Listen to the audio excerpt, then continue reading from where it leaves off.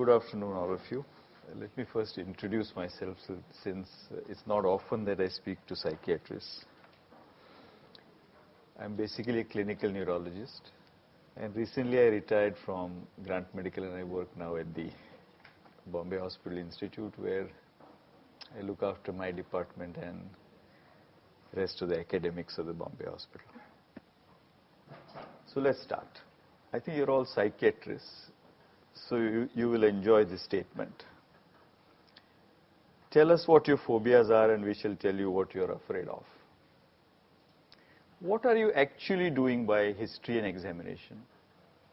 The patient is telling you an uninformed description of what he's got. You're formulating it and giving it back to him. Yeah? You're asking him what is your phobia, and then you're telling him what he's afraid of. So you're actually structuring. So the job that you're doing in your history taking and examination is structuring the information that he's giving you. He doesn't know how to structure it because he's not learned medicine. So for example, somebody says, Doctor Saab, bahut chakkar aate hain, ye baaju mein hota hai to aisa hota hai, fir the world goes round and round and I'm very afraid and blah, blah, blah, blah, blah. You say, okay, I will listen to you, you have vertigo. So he's told you that he has vertigo and you have told him back that he has vertigo, but in a systematic manner. So the job that you're going to do in neurological examination and history taking is to structure the information and make it applicable to an anatomical site and therefore a physiological or pathophysiological mechanism and therefore a diagnosis and therefore leading on to the treatment of what he's got. Right. So let's start with it. There are neurological examination could be divided broadly into two ways of looking at it.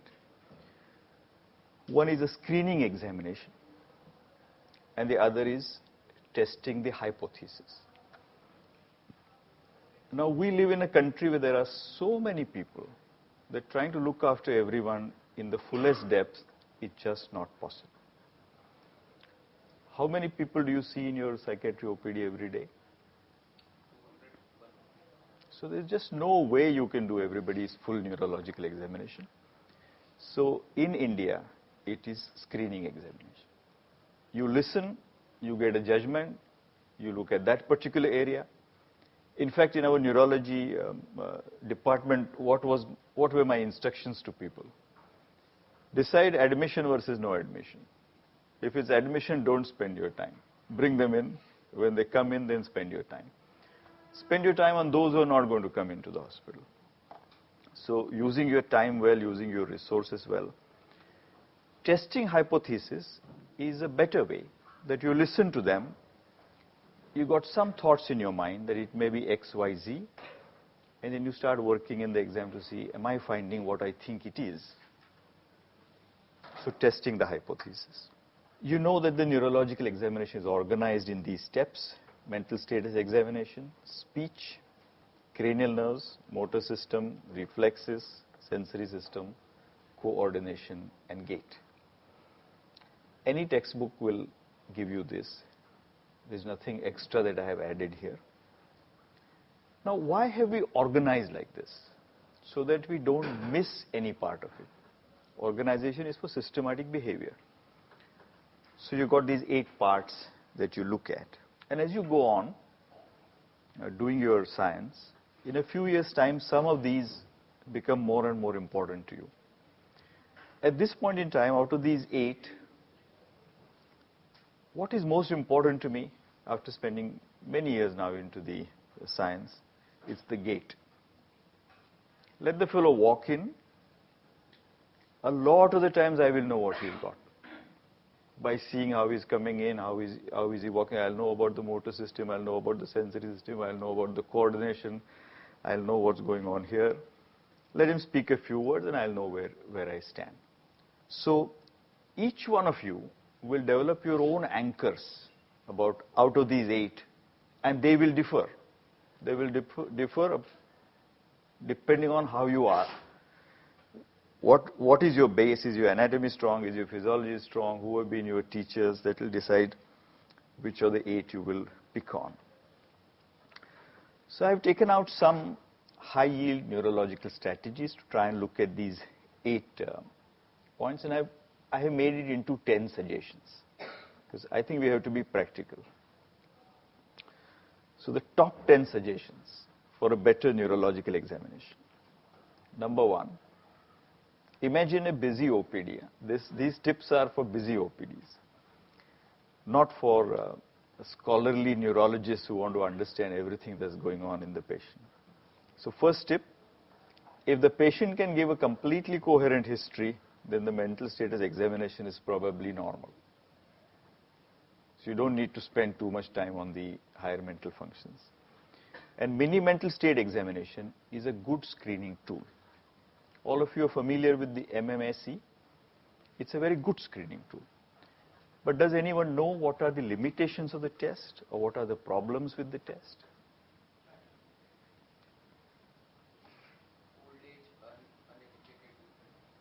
There are allowances for education. What are the limitations? No, MMS is reasonably fast. But there are some inherent limitations in the test. Anyone knows? Excellent. How did MMSE come in? Do you know the history of MMSE? When people started looking at dementias all over the world, which was the first dementia that was diagnosed? Alzheimer's disease. It was Alzheimer's disease, Alzheimer's disease, Alzheimer's disease for a very long time, and then other types of dementia. So MMSE is the screening tool designed for Alzheimer's disease. Therefore, it's not good for other dementias. And the other big dementia is frontotemporal dementia. So the test is focused for Alzheimer's disease because it was designed for Alzheimer's disease. Also, it has a lot of emphasis on orientation. You know, what are the first 10 questions? Time, place, person, season. So it goes around orientation and memory. And there are dementias that don't affect the orientation and memory. So it's a good screening test in general, provided your patient has dementia of the Alzheimer type. Right. The second point to note is speech does not equal language. And there are actually 3 elements, what I have put down in the... First is the voice box, which makes a sound. Then there is the articulatory apparatus, consisting of the tongue and the jaws and the lips and the palate, which will give shape to the sound, so to say. And then there is the brain, which decides what sound is going to come. So according to these 3 levels, you've got a voice box problem, which is a dysphonia, or an articulatory apparatus problem, which is a dysarthria, and a language problem, which is dysphasia. So these are the 3 basic speech defects. How do you make out dysphonia? Very simple. Patient can whisper everything, but he cannot talk aloud. That's very easy to understand. So dysphonia never produces a problem. The problem is between dysarthria and dysphasia. So what is the big difference between dysphasia and dysarthria? Anyone? One big difference.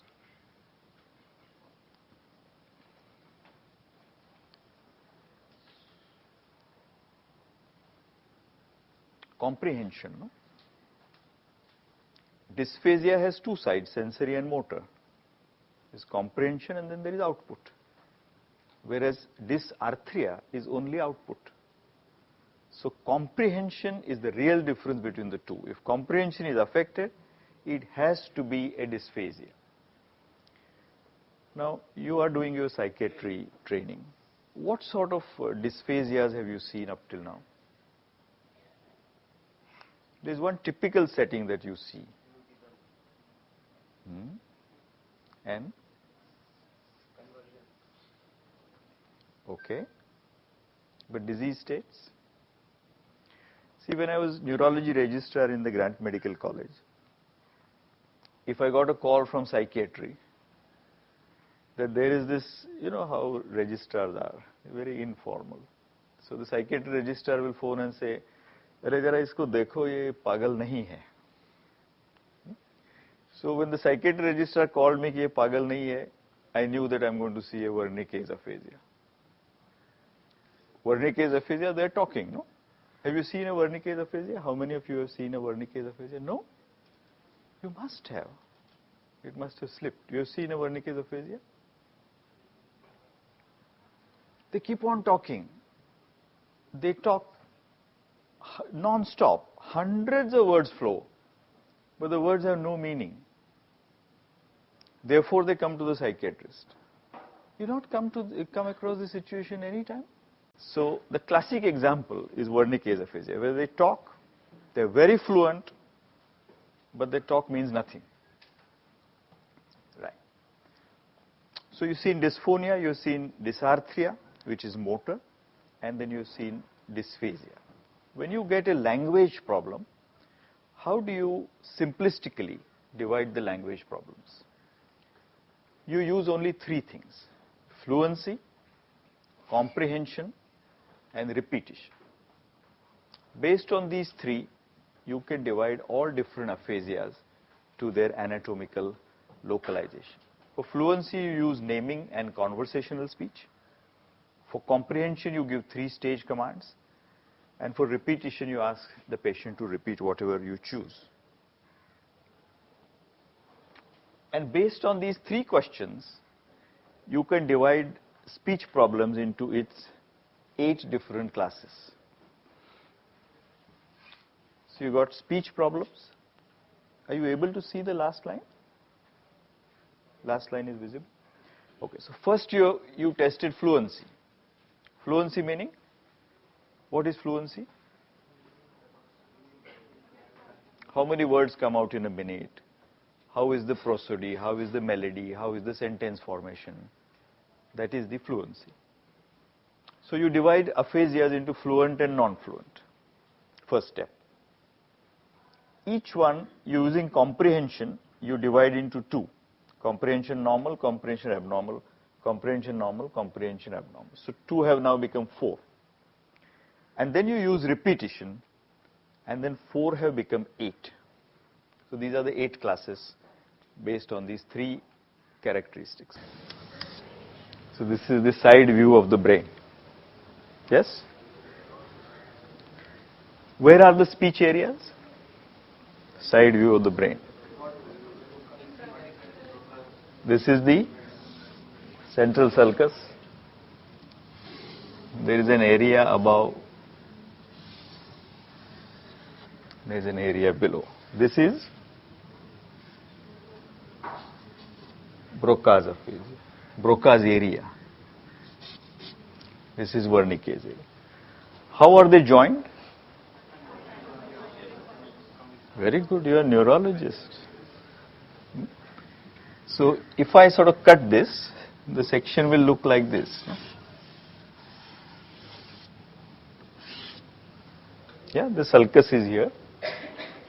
And what is this cortex called? The insular cortex. Why is it called insular? Because it is covered by what is called the operculum. So Broca's is here, Wernicke's is here. That is the internal arcuate fasciculus. So please remember that the property of repetition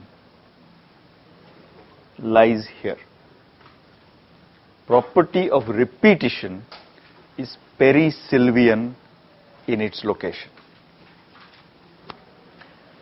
So, problems of the Broca's area, problems of the Wernicke's area, problems of the internal arcuate fasciculus will produce problem of the repetition. Therefore, these are called perisylvian aphasias. Some of the older books call them perisylvian aphasias. What is the other category of aphasias? One is perisylvian, and what is the other? Other is called transcortical, where you're going away from the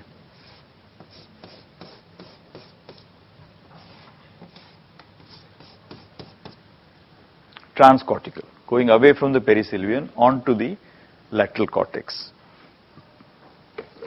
Transcortical aphasias are usually a result of strokes, because this area is between the anterior cerebral artery and the middle cerebral artery. This is between the middle and the posterior, so they are border zones, so to say. Okay. Now let's come back. Just out of interest, what was Broca's main contribution to neurology? Do you read, besides your branch, you get time to read anything else? Are you interested in reading anything beyond? Or the subject itself is too much? Broca's time was around the World War. Same was Wernicke's. They both discovered their own aphasias 2-3 years here and there. Up till that time, what was the theory? That all brain cells can do everything. People did not appreciate that some brain areas do something. So brain was like a jelly, and everything does everything. In fact, the everything does everything was spread so much that this you will know. What did Charcot call hysteria? Charcot, you know? Hysteria is your subject. So Charcot called hysteria melody of the wandering womb, because he thought that there is these bad humors which flow through the body, they go into the brain, from the womb to the brain, and they create this trouble. So till that time the theory was everything does everything. Broca's real contribution is that he showed 3 soldiers who had shrapnel injuries in that area, and he said, look, injury in one part of the brain is giving a certain problem.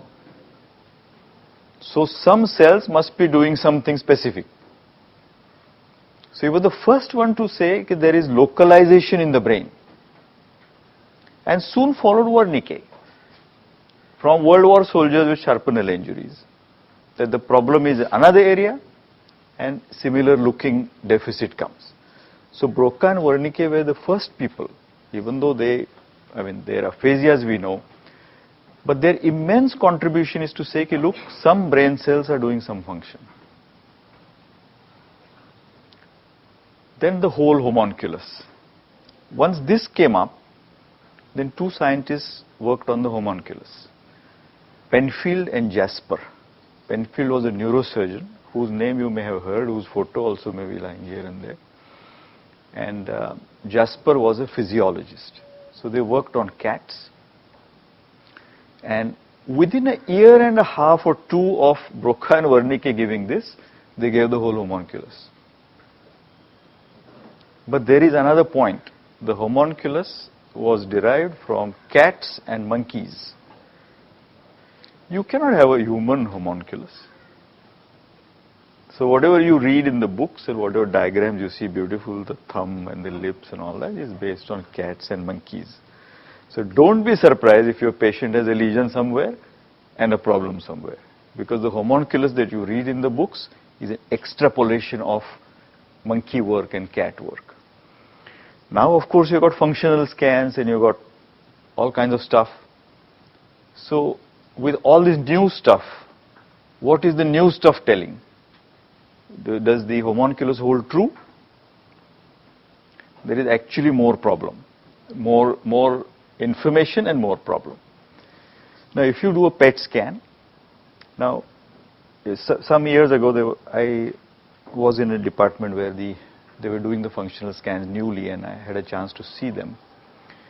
This man used to tell the patient, think about lifting your left hand. Think. Don't lift it. Think about lifting your left hand. Now what do you expect? If the homunculus theory was correct, it is correct, what do you expect? A small little specific area will light up. Actually what happens is 40 different areas in both hemispheres light up. So what we now know with experiments like these, that there is a lot of background activity that happens in both the hemispheres from which the outflow comes here. So homunculus, as we understand, are the outflow points behind which there is an organization. So again, don't be surprised if your patient has a lesion somewhere and a problem somewhere, because everybody's outflow is not going to be the same. Right, so that was a bit of a digression. Oh, why did this go back? Okay, right. So now let's try and get all these 8 classes right. Let's start from the left, let's start from the right side, that's easier. You have a non-fluent aphasia, meaning the patient's expression is not good. He only says one or two things. He can't comprehend anything, and he can't repeat anything. That means he really can't do anything. There is no motor expression, there is no sensory understanding, and there is no repetition. That is the worst form of aphasia. That is the global aphasia. Now there are pairs. In these 8, there are 4 pairs. Now the pair of the global aphasia is transcortical mixed aphasia, meaning a lesion here as well as here. For example, internal carotid artery stenosis, and the patient gets hypotension. Both the border zones will suffer. There will be infarcts in both these places. That will lead to what? A non-fluent aphasia with abnormal comprehension, with normal repetition. So the difference between the pairs, transcortical on one side and perisylvian on the other side, is the repetition. So global, nothing happens. Transcortical, the man will only repeat. The parrot speech. What is your name? What is your name? Parrot speech, or echolalia. Now take this second pair. Non-fluent, normal comprehension, abnormal repetition. That is classic Broca. He understands, he can't put out anything, and he can't repeat anything, because Broca is a prototype of the perisylvian aphasia. And its pair is transcortical motor, where comprehension is normal, repetition is normal, but it's a non-fluent aphasia. So it's very easy to understand. Global and transcortical mixed, Broca and transcortical motor. Now here is Wernicke. Fluent aphasia, comprehension abnormal, repetition abnormal. That's Wernicke aphasia. So these people speak, as I told you. They are most likely to be in psychiatry wards. They speak. Their speech makes no meaning. They have new words, words that we can't understand. So there are neologisms, there are transpositions, and they can't repeat anything. So that is Wernicke. And the pair of Wernicke is transcortical sensory. Here it is fluent, comprehension is abnormal, but they repeat. And now we are coming to the lesser affected side. Now see, these two are interesting. Fluent aphasia, comprehension normal, repetition abnormal. When he is reverse of the parrot speech, he cannot repeat. Everything else is okay. That is the conduction aphasia of Goldstein. The problem is here, in the internal arcuate fasciculus. And then at the maximum end there was global, at the minimum end you have comprehension normal, fluent aphasia, repetition normal. So what is abnormal? Naming. That's the minimum form of aphasia, what is called nominal aphasia. Have you seen patients with nominal aphasia? What do they have?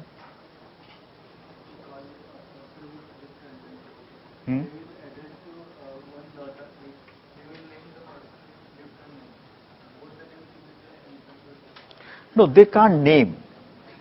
It's also called anomia. They cannot name. So you show them a pen. What is this? I don't know. You say, what do you do with this? Do you eat this? No. Do you write with this? Yes. So they know the use, but they can't tell what it is. Anomia. That is the minimum form of aphasia. Now, anomia doesn't have localizing value. That's one aphasia which does not have localizing value. It just tells you that there is a problem, but it doesn't tell you where is the problem. All others localize beautifully. So speech problems are simplified and clear. Now when you go and see your patients, you may not find them fitting into one of these 8 classes.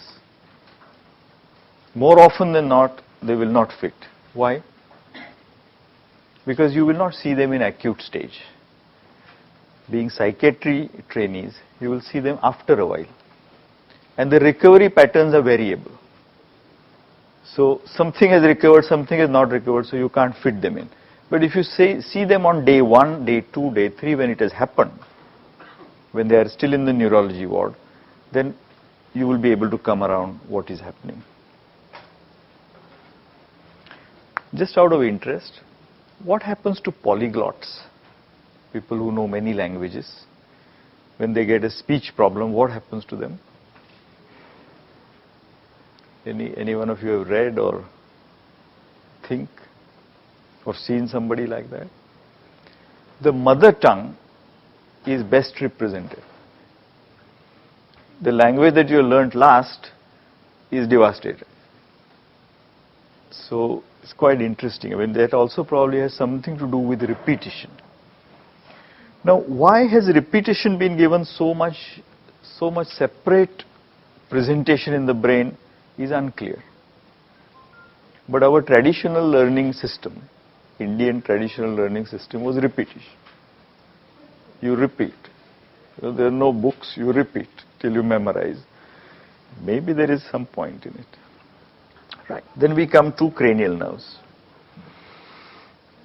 I think this is all that you can check depending upon what is your case. Second nerve, the constellation of 3rd, 4th, 6th, which move the eyes. Facial sensation is 5th nerve. 7th is the strength of the face. Then hearing and the lower cranial nerves.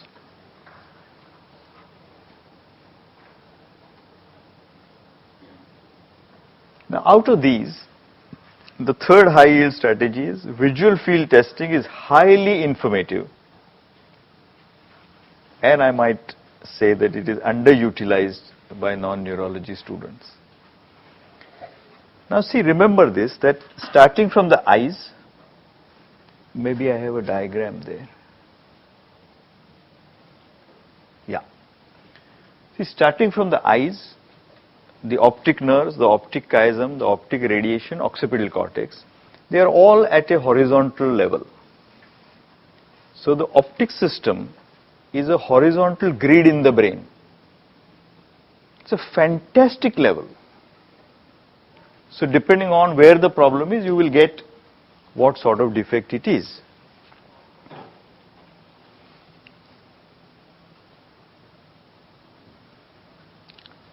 So, as you know, half goes through the optic chiasm, goes to the other side and goes to the occipital cortex. And depending on where the problem is, you will have the field defect, which may be either hemianopia, which is so often homonymous, or a quadrantanopia. When it is occipital cortex, you have the macula sparing. So these charts are in all books. The point to make is that the visual system is a beautiful horizontal grid to help you localize. And again, it is like mathematics. Depending upon where in this horizontal grid the problem is, exact the thing will result. But for visual system, you have to actually ask the patient carefully. Have you seen patients with field defects, hemianopias and things? There must be some stroke patients coming to you. They will say, I can't see with my right eye.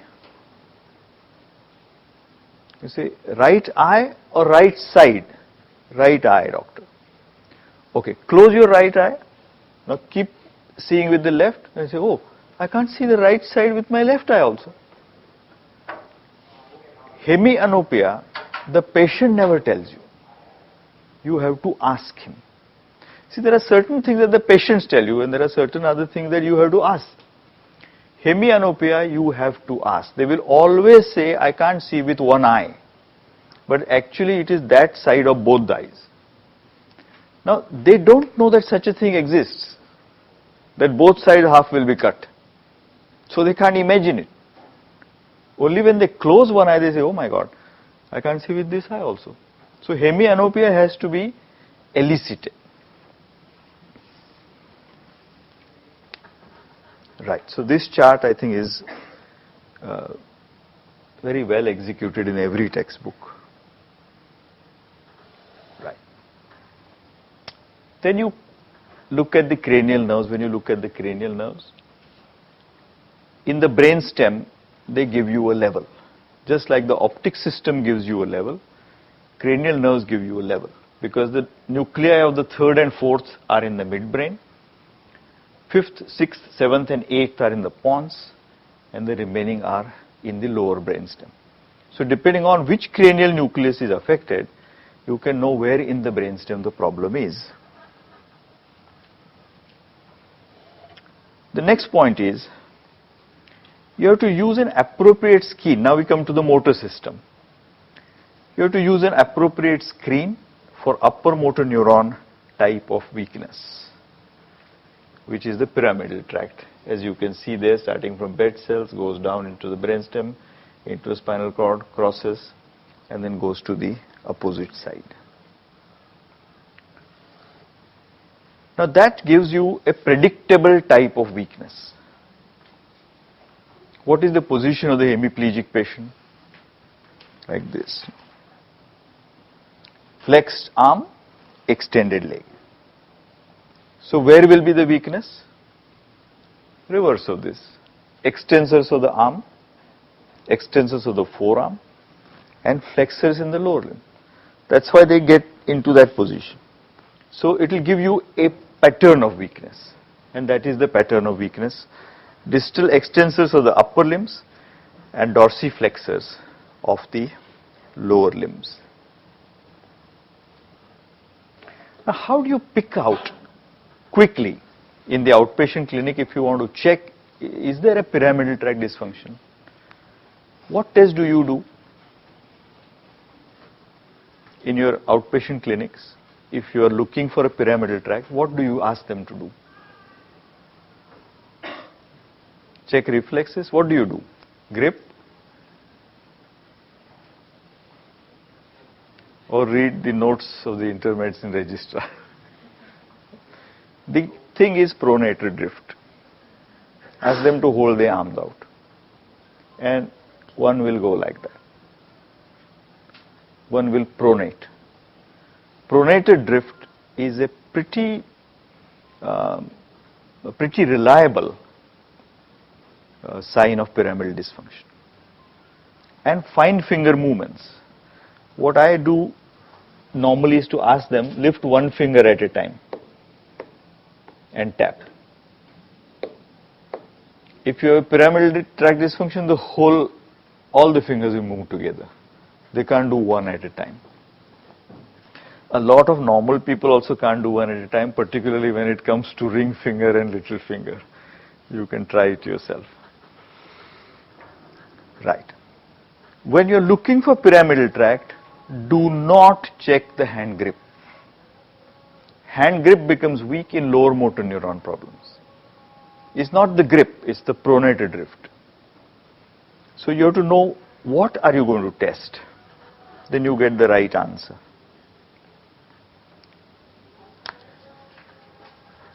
Right. So this is a table that tells you differences between upper motor neuron and lower motor neuron. Patterns of weakness. If you want to take it down, you take it down.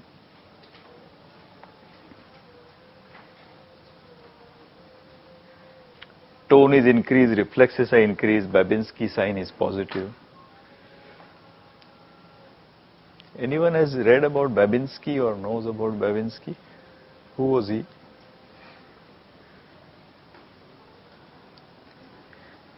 Anyone has read history of whatever, medicine, neurology, whatever? I actually find history very, very intriguing because it tells you how things happen. You know, how things happen is as important as what has happened. So, Babinski was a student of Charcot, and both these guys worked in France. So, they worked in a very large hospital called Patil La Salpêtrière. Any one of you have gone there or seen the Salpêtrière? It's a fascinating institute. It's a huge institute. It's a fascinating institute. That's where these guys were. See, if you look at development of neurosciences, where did neuroscience actually get off the ground first? It was Europe. The biggest seat was France, then Germany, and then Spain and everything. So the biggest guys in 17th century were in France. Then it moved to England with Gowers and the methods of clinical diagnosis. That was 20th century. Then came the Americans with all their instruments. And then it moved to America. So if you look at evolution of neurology, it's from France and Germany to England to America. And it used to be said that if you want to be a good neurologist, you must either know French or German, because a lot of literature was in these two languages. So Charcot was the biggest man in Salpêtrière doing neurology, and Babinski was one of his students. And Babinski, you know for what? Babinski's sign kya hai? Is the extensor plantar. That's Babinski's sign. Now, as luck would have it, Charcot's son and Babinski were classmates.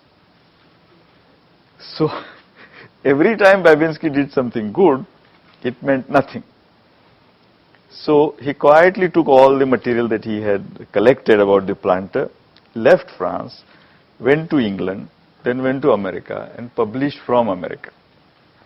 So, if some injustice is happening to any one of you, don't be surprised. Run away to another hospital or another country. But it makes absolutely fascinating reading how things happen and why they happen. And I find that they are as important as what has happened. I think as psychiatry students, Charcot you must read. Babinski you may not read, but Charcot you must read. Maybe I'll tell you one more story before I move on. Shall I? I think stories are very interesting because I think they stay and they make points. And this story is very, very relevant for more than one thing. You know, Charcot was the biggest neurologist of his era. And I mean, he was the big daddy of the whole game. So, he published a series of 7 or 8 patients who had very, very peculiar movement disorders. What were the movement disorders? The patient will first sort of arch backwards and touch hands on the floor, like make an arc out of himself, and then move in a circle like a crab. So that was the movement disorder. And he had some 8 patients with this movement disorder and he published them in the meeting. So, other neurologists said, look, we don't see any of this. How is it that you see this most peculiar movement disorder? So one Brit got up and said, sir, you're not describing a movement disorder, you're creating it. He said, what do you mean? He says, you descend from your big throne only if the guy does this. So all of them are doing this crab-like movement, so you will come down and examine them. You are creating this disease. Now, it's a very interesting thing that patients so often want to draw the attention. I mean, We are in municipal and government colleges where there's so many patients. However much we may want to, we can't pay attention to them. Can you pay attention to all patients who come to you? You can't. So how do they draw your attention? Often by fighting.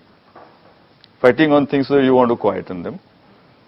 Now these guys didn't fight, they did this movement disorder. So the whole movement disorder was created because of a situation that the big man was not seeing everybody. Fantastic, no? Right. Now, after motor system comes the sensory system. Sensory system is very subjective. And even intelligent subjects cannot cooperate too long. So if you think that the answer will be in the sensory system, my advice is deviate from this mental function cranial nerve protocol, go to the sensory system first while he is still fresh. Because you have to start with the pain and go on and then cotton wool, and so you'll get tired. So you've got to use sensory system well. The tuning fork should be 128. What frequency tuning forks wards carry is anybody's guess. I have seen 512, I have seen 256, I have seen undescribable frequencies.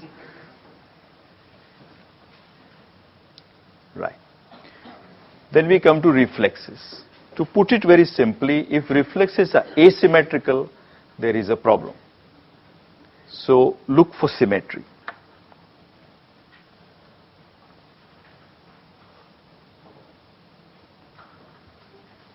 Right. Then you look for the cerebellar sign, where bilateral abnormalities are more likely to be benign and acute are more likely to be disastrous, which is anyway the case anywhere. Then one more point I want to make. Cerebellar signs you all see, finger nose finger ataxia and dysdiadochokinesis and inability to walk on a straight line and all that. These are manifestations of a cerebellar circuit disruption. It doesn't take you to cerebellum itself, because cerebellum is a system.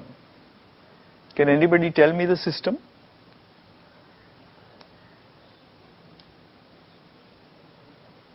What is cerebellum doing?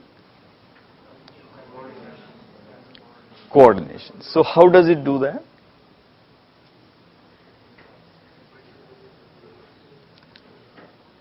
I'll make it a little simple for you. You imagine a reptile. Does the reptile need coordination? His whole body is on the ground. So he doesn't need balance. He still needs coordination. He doesn't need balance. So what is the cerebellum of a reptile like? Snake cerebellum. Tiny.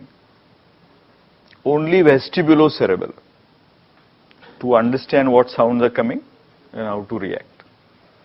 So the oldest part of the cerebellum, or the archicerebellum, in the lower animals, we call them lower animals, but we say animals,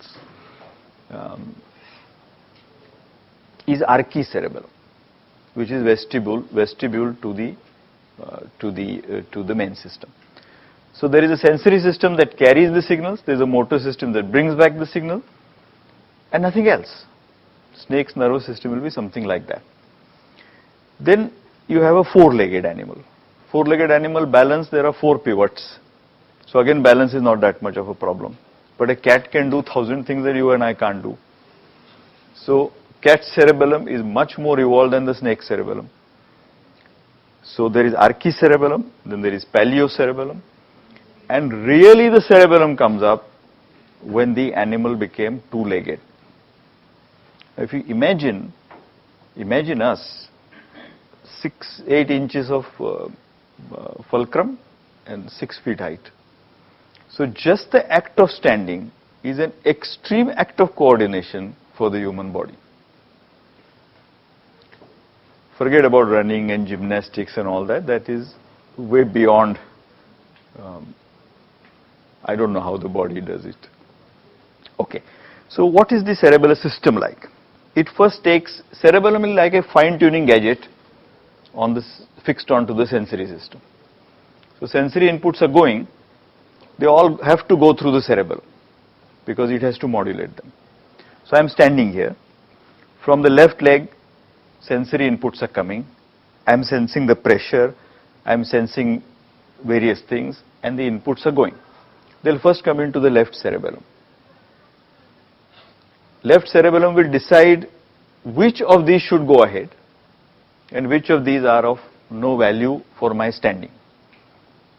If I am running, different inputs will go. If I am sitting, furthermore different will go. Then it will modulate them and move them to the sensory cortex.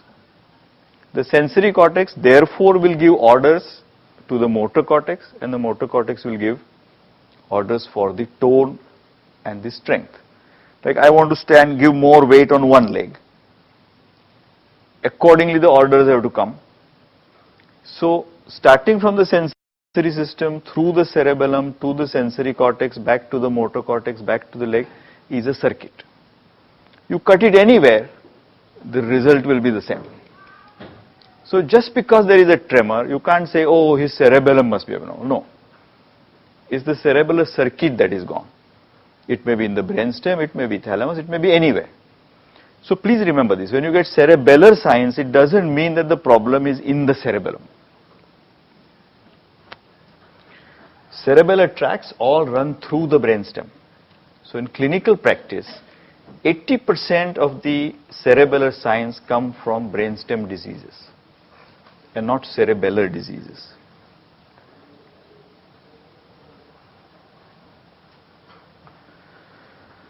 Right, and this is what I told you in the beginning. Ask the patient to walk, the single most useful test that you can do. And that often you get a chance as they come in. Okay. Now you have seen these 10 points. Now let's go to the second part of the lecture. What are those 3 things?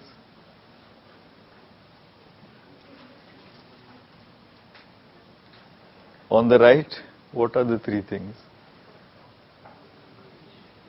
In between, I think everyone knows that. Now, how do you know that it is Mahatma Gandhi? There are just 2 lines. How do you know that that is Lord Ganesha? It's pattern recognition. So, you know how the neurological system is examined. You examine it every day. You do it for a month, you do it for a year, you do it for 10 years. You recognize patterns. 90% of our diagnosis is pattern recognition. So you have to know the patterns. See, so often I am absolutely thrilled by this when I've been a professor of neurology for so many years. But every time a new resident comes, he or she slogs for hours, many hours. They want to make the diagnosis, they want to know about the case. At the end of 2-3 hours, they're nowhere because they do not know the pattern recognition. And then you go on the round and say, ये तो ये है, ये तो spinal cord है, यार ऐसे चल रहा है तो ये spinal cord ही होगा ना. So they get amazed कि 3 घंटे से मैं कर रहा हूँ मुझे पता नहीं पड़ रहा है और ये देख के कैसे पता पड़ता है. It's pattern recognition. So you have to hone your skills of pattern recognition. So there are 9 anatomical patterns that I have put out for you, and the longer you do them, the more you will recognize them. Why do senior neurologists finish the outpatient clinic faster? Because they have seen the patterns more. Right. So the patterns are pertaining to muscle disease, neuromuscular junction, peripheral nerve, nerve root, spinal cord, cerebellum, brainstem, subcortex and cortex. Simple, no? Right. So let's say first muscle.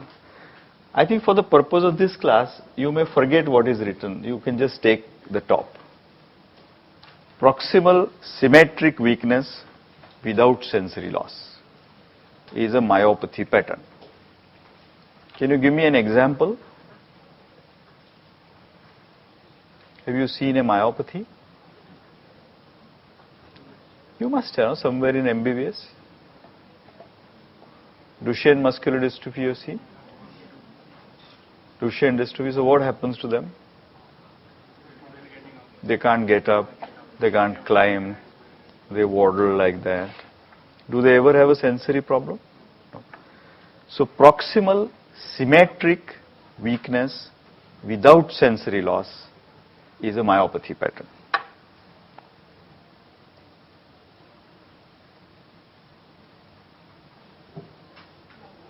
This is the Duchenne muscular dystrophy, the Gowers maneuver. It's interesting, no? It's Duchenne's dystrophy, and it is Gowers maneuver.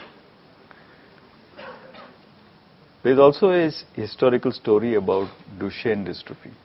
Duchenne didn't describe it first. Another doctor described it many years before Duchenne. His name was Marion. Marion was a British physician. And literature amply says that he was the one who first diagnosed these pseudohypertrophic patients. So Marion's followers made a plea that this disease should be called Duchenne-Marion disease. But Duchenne was French. The French said, look, it is so much into the literature, forget this Marion business. It is Duchenne dystrophy.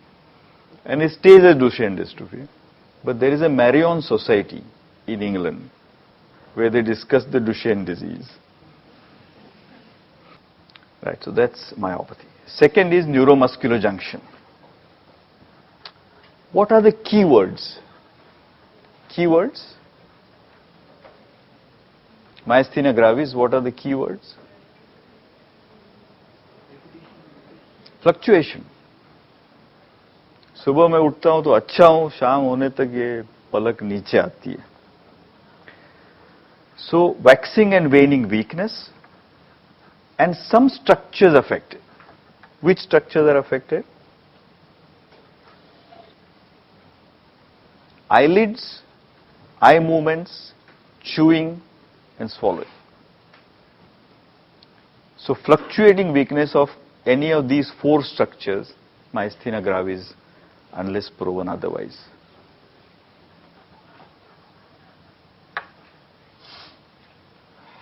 And in these patients, they are weak, they fatigue, but everything else is okay. They're not wasted, the reflexes don't change, their sensation is all right. It's just that tiredness that comes in. And how do you check for myasthenia?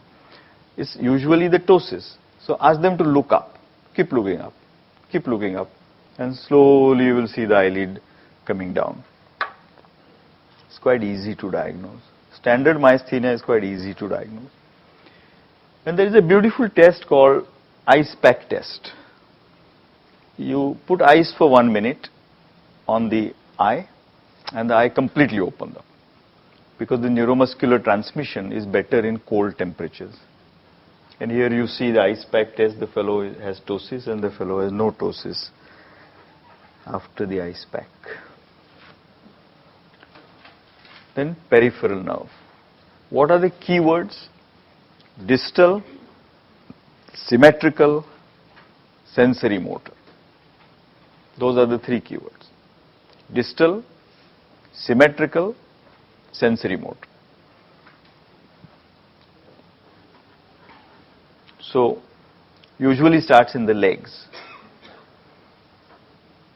Any idea why neuropathy start in the legs? Because leg nerves are longer. How do the nerves get their nourishment? From the neuron by axonal transport. So longer the nerve, more difficult for that nourishment to go down, more difficult for the waste to come back. So neuropathies always start in the legs. Because both legs are usually the same length, they always start both sides together.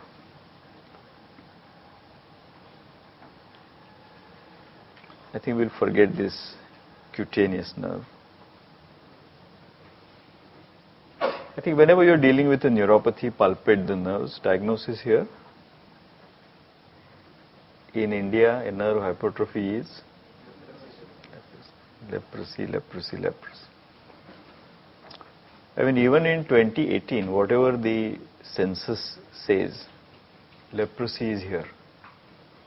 In 2015, my last postgraduate student from JJ did a thesis on leprosy. He got 150 neurological leprosy patients in 1.5 years. Whatever the Times says leprosy is gone and all that, I think it's all political stuff. Leprosy is very much there. Okay. What's the hallmark of a radiculopathy?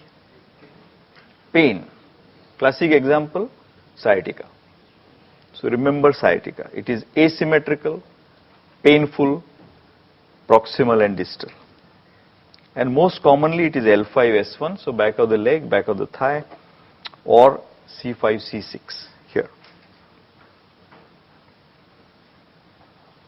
I think this is a very nice pictorial documentation of how the roots are. If you want to take a snapshot, you can. Right. Now, spinal cord. Spinal cord has a triad. There is a sensory level below which there is a problem. There are upper motor neuron signs below that level, and there is a sphincter dysfunction. So sensory level, upper motor neuron below that level, and bladder and bowel. It is cord. See, there are very few clinical signs that are sine qua non, so to say. Sensory level is one of them. If there is a level on the trunk, the problem has to be in the spinal cord. It can be nowhere else. So it's one of the hardest clinical neurological signs. It's pathognomonic.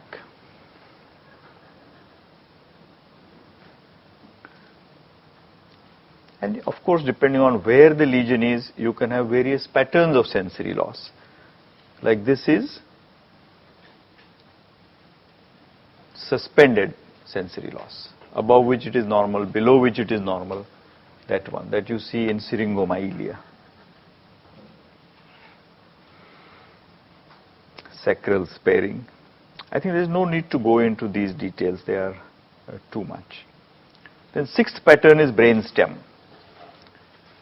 To remember it simply, remember what is written in the first line. Cranial nerves on one side, long tracts on the other side is brainstem, because the pyramidal tract is crossing there. The tracts are crossing in the brainstem. So cranial nerves on one side, long tracts on the other side is brainstem. And if you look up whichever textbook you read, Harrison or whatever, you will see all these fantastic names, Fowell syndrome and Jackson syndrome, and I'm forgetting them now. There's so many of them. All of them is modern medicine. Everyone wants his or her name attached to a disease. So Lennox stethoscope, somebody's something. So all that the brainstem syndromes do, all these names, they only drive a concept. What is the concept? Nerves on one side, tracts on the other side, problem in the brainstem. Then depending on where the cranial nerve is, it may be Jackson, Avil, Fowell, whatever, it has no meaning. Because brainstem has such variability that typical syndromes that were described by those guys you never see. Okay.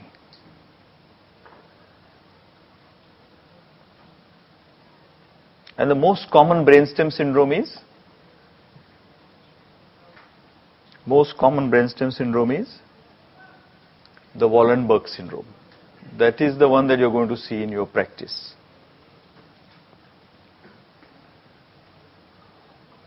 Okay. Then we come to cerebellum.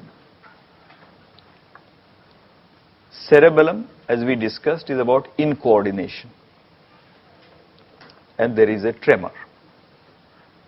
Now, just to make a point very clear, cerebellar tremors are proximal tremors. You have seen patients with cerebellar problems? You must have, you give lithium, they get tremors. What sort of tremors do they get?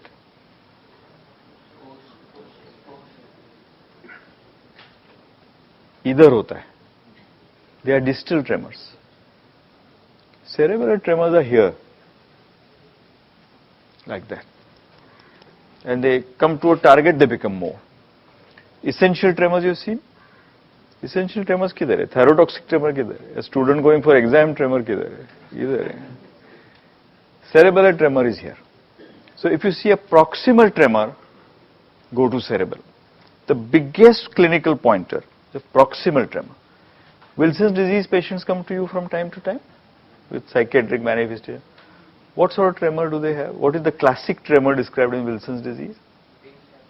Wing flapping tremor. It's the classic example of proximal tremor, like this. Have you seen a patient like that? It's so dramatic that I think you can't forget. I went for a DM exam recently, and a fellow was brought in, and he started adjusting something, and the whole thing came like that. Oh, this must be Wilson's disease. It turned out to be Wilson's disease. Okay. So cerebellum is proximal. Now we come to the last two, subcortical and cortical. Now this is a slightly peculiar problem, and I'll abreast you with what are the issues there, and then you will probably have to go back and read. The conceptual difference between cortical and subcortical is that you've got cells in the cortex, the neurons of various types. They give the processes which come into the subcortex. Then you've got the basal ganglia, which are again groups of neurons, from which again some tracts come, and then the tracts go down. So in general, cortical problems will mean specific functions of the neurons. Like which? Tell me one or two specific functions of the neurons that the tracts will not do. Praxis, gnosis. What are these terms? What is gnosis?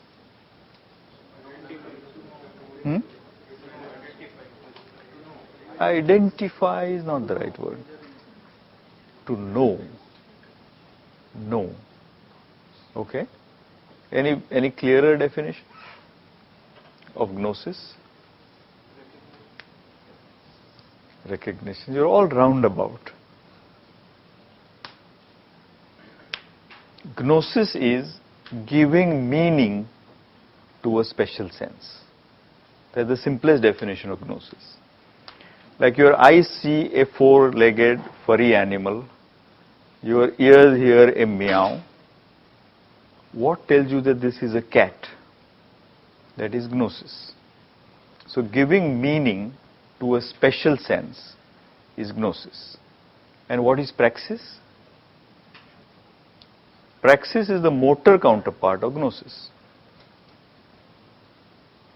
So things like barognosis, stereognosis, all forms of gnosis, visual gnosis, auditory gnosis, tactile gnosis, are all properties of the neurons. So they will go away in cortical problems. Subcortical problems will also have tracts with them. So how will the tracts manifest? Depending on which long tract it is. Name some long tracts. Pyramidal, extrapyramidal, cerebellar. Three types of long tracts. So if you have a problem that also has long tracts with it, extrapyramidal features, spasticity, incoordination, then the problem has to be subcortical. So for the practicing clinician, the problem between cortical and subcortical is presence of tract signs. So gnosis, praxis without tract signs is cortical. Anything with tract signs is subcortical. Give me an example of a subcortical problem. I think these are too many details about how to separate them. Now, having said that, let me also say that everyone doesn't believe in this cortical versus subcortical, because tracts form from the cells. So saying that tracts mean separate may not be that accurate, but it's one of the ways of understanding. Okay, so these are the 9 patterns. So I think the conclusions are Neurological examination can be tailored to a given situation, needs to be tailored to a given situation. The use of high yield strategies reduces the time required, which is so vital for all of us. Pattern recognition increases the yield, and to learn that you have to follow the masters of clinical neurology. There are very few of them. Yeah. This is from T.S. Eliot.